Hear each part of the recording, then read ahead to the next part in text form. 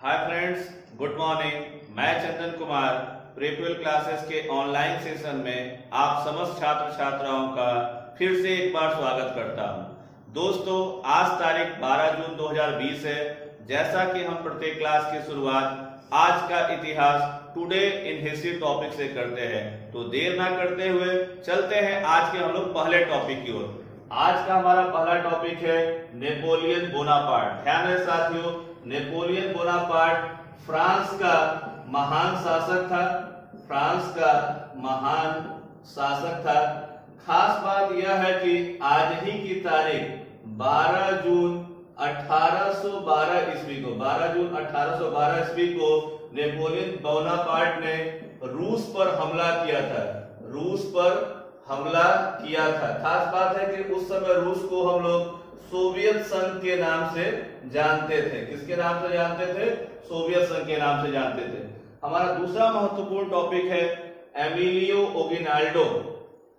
खास बात यह है कि आज ही की तारीख 12 जून 1898 ईस्वी को 12 जून 1898 ईस्वी को जनरल एमिलियो ओगिनाल्डो ने स्पेन से, ध्यान रहे साथियों, स्पेन से पुर्तगाल के स्वतंत्रता की घोषणा की। पुर्तगाल के स्वतंत्रता की घोषणा की। स्वतंत्रता की घोषणा की। हमारा अगला महत्वपूर्ण टॉपिक है Nelson Mandela. Nelson Mandela competitive district से काफी इंपॉर्टेंट है, अक्सर इन पे सवाल पूछे जाते हैं। ध्यान रहे साथियों, आज ही की तारीख 12 जून 1964 1964 वह तारीख है जब नेल्सन मंडेला को आजीवन कारावास दिया गया। कितने वर्ष का? तो आजीवन कारावास की सजा दी गई। खास बात यह है कि नेल्सन मंडेला अपने पूरे जीवन काल दक्षिण अफ्रीका में रंग भेद नीति के खिलाफ लड़े। खास बात यह है कि नेल्सन मंडेला दक्षिण अफ्रीका के पहले अश्वेत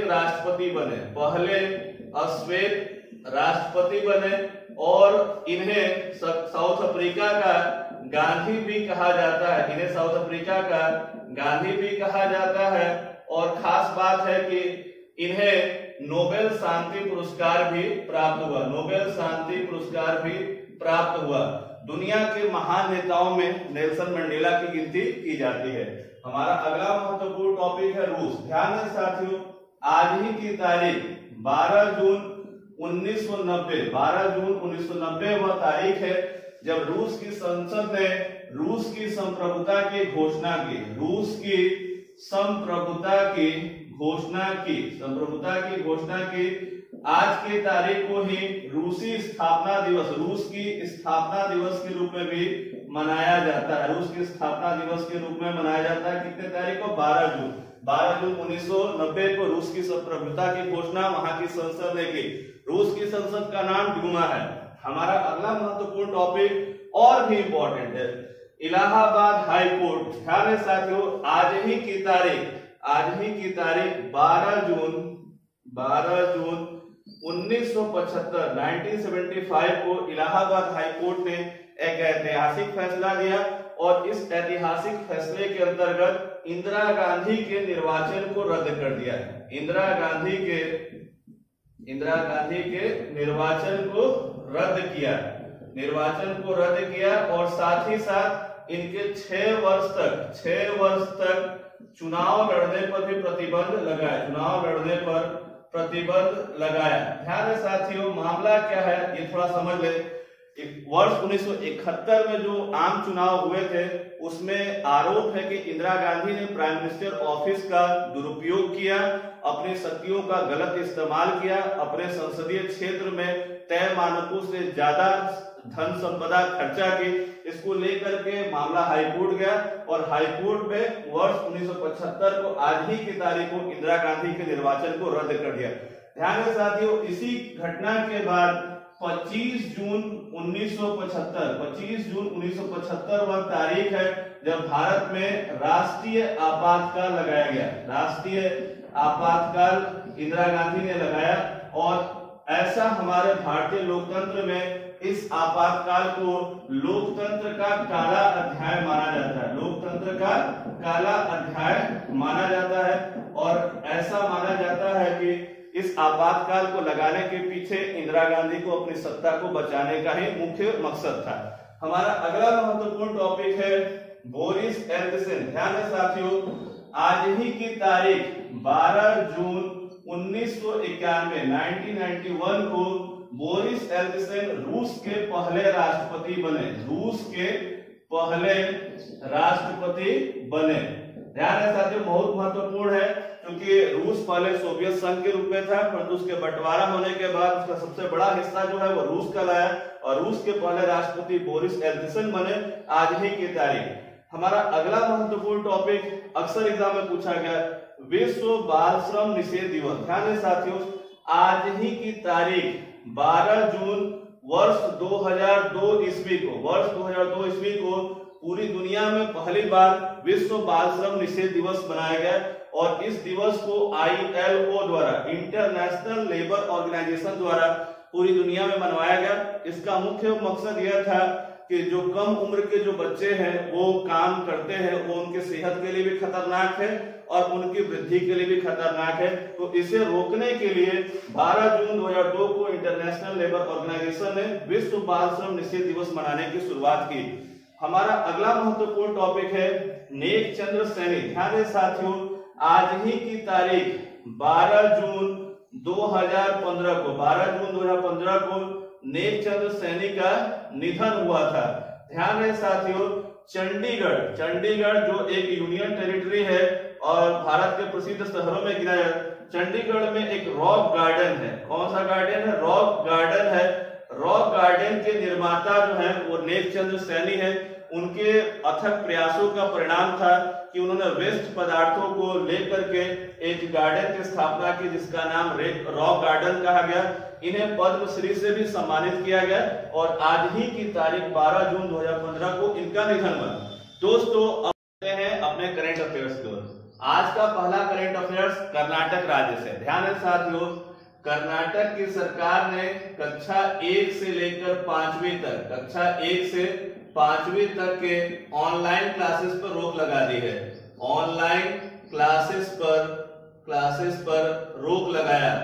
देश का पहला ऐसा राज्य है जिसने अपने यहाँ ऑनलाइन क्लासेस पर रोक लगाया। इसका मुख्य कारण यह है कि कर्नाटक की सरकार ने अपने शिक्षाविदों से इस बात के आकलन के लिए कहा था कि क्या कक्षा 1 से 5वीं तक के बच्चों को ऑनलाइन शिक्षा बेहतर होगी। शिक्षाविदों ने कहा है क्योंकि कक्षा 1 से जो 5वीं तक के बच्चे होते हैं उनका ओवर डेवलपमेंट, कंप्लीट डेवलपमेंट का समय होता है, इसलिए उन्हें ऑनलाइन शिक्षा ज्यादा बेहतर नहीं होगी। इसलिए कर्नाटक की सरकार ने 1 से 5वीं तक के ऑनलाइन क्लासेस पर पूर्ण तरह से रोक लगा दिया है।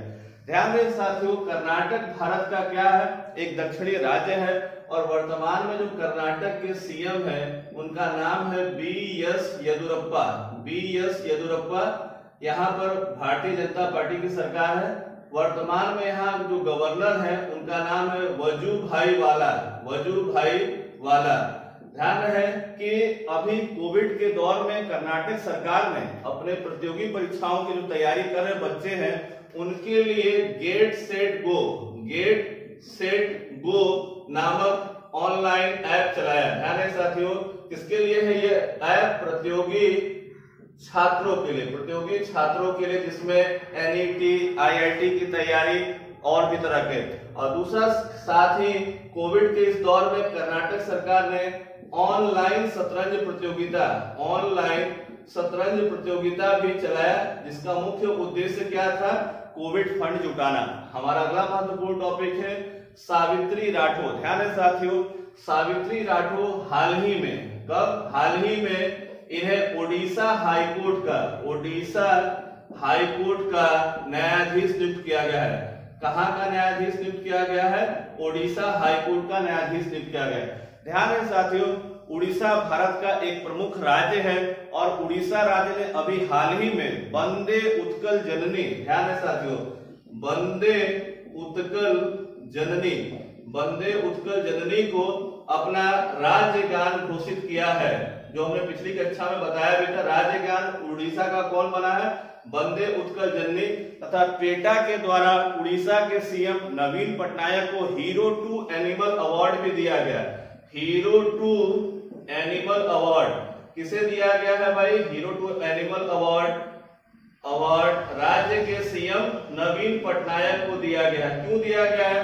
क्योंकि भारत में एकमात्र ऐसे सीएम नवीन पटनायक है जिन्होंने अपने राज्य में जो जीव जंतु पाए जाते हैं उनके लिए अलग से फंड की व्यवस्था की, इसलिए पेटा के द्वारा हीरो टू एनिमल अवार्ड दिया गया और राज्य सरकार ने वंदे उत्कल जननी को अपना राज्यगान घोषित किया।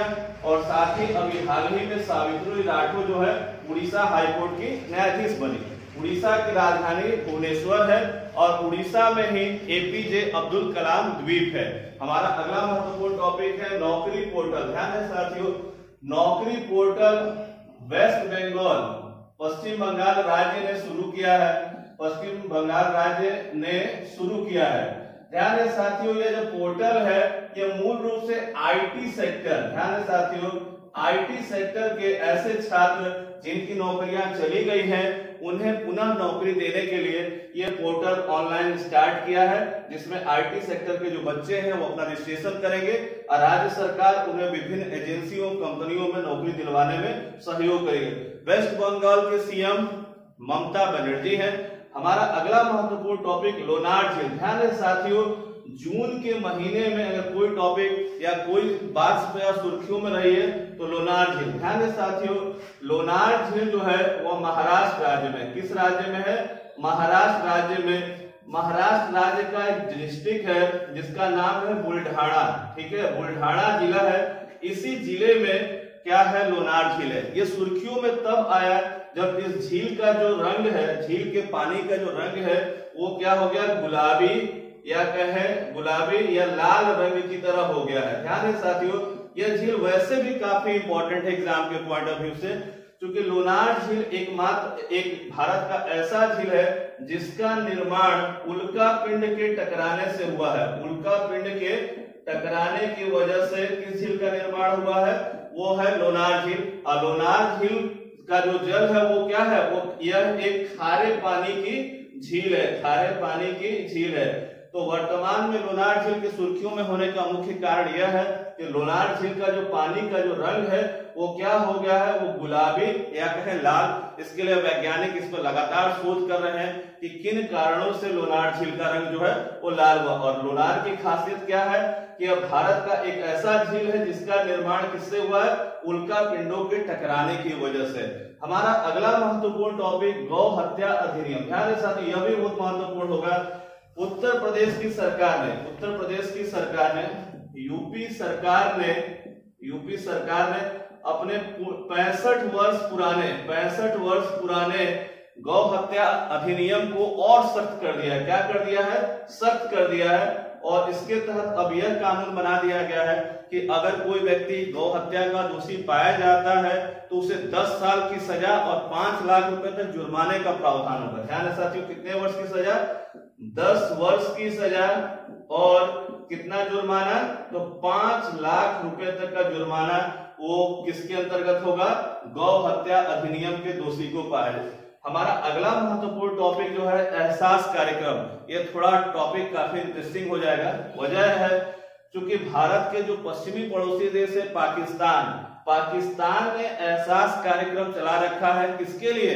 भारत में जो लोग गरीब हैं, बेसहारा हैं और कोविड के 19 के दौर में उन्हें काफी दिक्कतों का सामना करना पड़ा है। तो पाकिस्तान की सरकार ने भारत सरकार से कहा है कि हम भारत के गरीब लोगों की मदद करना चाहते हैं। अब सोचने वाली बात है कि कहां पाकिस्तान खुद दुनिया के रहमो करम पर पला है, वो भारत की मदद करेगा। तो याद रखेंगे, एहसास कार्यक्रम किस देश ने चलाया है? पाकिस्तान देश ने चलाया है।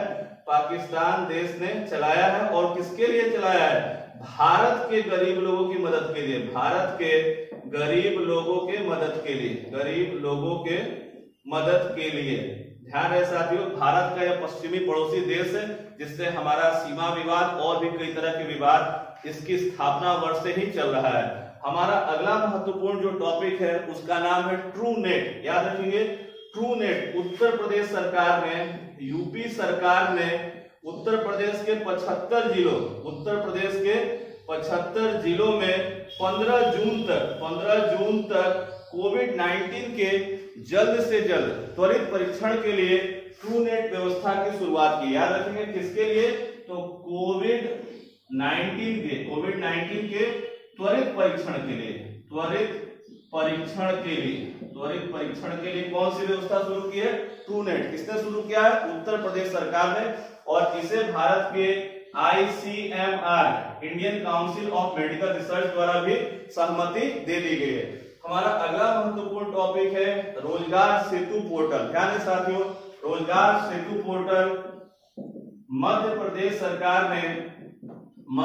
सरकार ने चलाया है, और इसका मुख्य उद्देश्य यह है कि ऐसे प्रवासी श्रमिक जिनका कामकाज छूट गया है और राज्य में वो आए हैं, उन्हें किस प्रकार से रोजगार दिया जाए, इसके लिए एक रोजगार सेतु पोर्टल लॉन्च किया गया। इसमें खासियत यह है कि यह श्रमिकों की दक्षता के आधार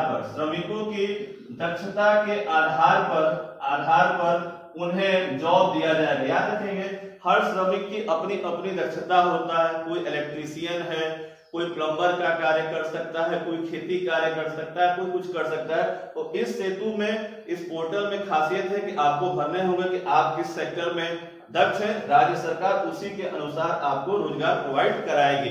मध्य प्रदेश के वर्तमान में सीएम शिवराज सिंह चौहान हैं। अगला टॉपिक है पंचवटी योजना। ध्यान है साथियों, इस योजना को हिमाचल प्रदेश की सरकार ने चलाया है, और इस योजना के तहत ग्रामीण क्षेत्रों में नागरिकों के लिए उद्यान बनाए जाएंगे, जिससे सर्वाधिक जो लाभ है वो बुजुर्ग लोग हैं, बच्चे ले सकेंगे, और वो क्या है, स्वास्थ्य लाभ ले सकेंगे। तो याद है कि हिमाचल प्रदेश सरकार ने पंचवटी योजना के अंतर्गत ग्रामीण क्षेत्रों में उद्यान बनाने की घोषणा की है, और यह जो ग्रामीण क्षेत्रों में उद्यान बनाया जाएगा वो मनरेगा के श्रमिकों के द्वारा इसका निर्माण कार्य किया जाएगा, ताकि राज्य के लोग स्वास्थ्य लाभ ले सके। हिमाचल प्रदेश के सीएम जयराम ठाकुर है। हिमाचल प्रदेश के सीएम कौन है भाई? जयराम ठाकुर। ये यहाँ के सीएम है, और यहाँ के जो गवर्नर है उनका नाम है बंडारू दत्तात्रेय। याद रखेंगे, गवर्नर कौन है भाई? तो बंडारू दत्तात्रेय। हमारा अगला महत्वपूर्ण टॉपिक है म्यांमार। ध्यान है साथियों, म्यांमार भारत का पड़ोसी देश है। म्यांमार की सेना ने फेसबुक का पुनः इस्तेमाल शुरू किया।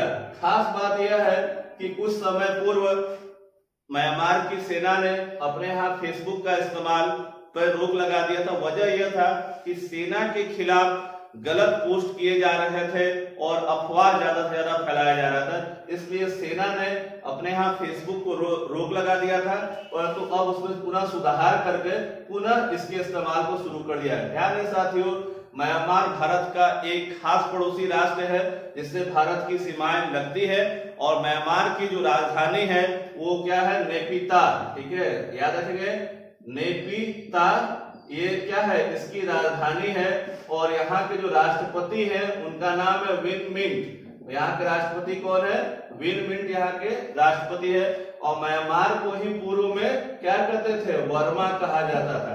हमारा अगला महत्वपूर्ण टॉपिक है गोमती मारीमुथु। ध्यान है साथियों, यह एक एथलीट है।